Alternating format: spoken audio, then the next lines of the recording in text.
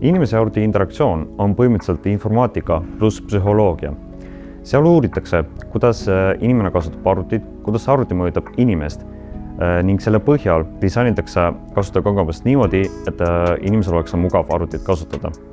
Õppetöö on mitmekülgne, seal õpitakse, kuidas inimese mõistus töötab, kuidas disainida kasutajaliidest ja kasutajakogemust paremini ning kuidas kasutada spetsiaalseid tööriistu arvuti kasutamise uuringutes, näiteks elektroentsefalograafia, et uurida inimese signaale arvuti kasutamisel ajal ning pilgu jälgimise kaamerad, et vaadata, kuhu inimene vaatab, kui ta kasutab veebisaiti.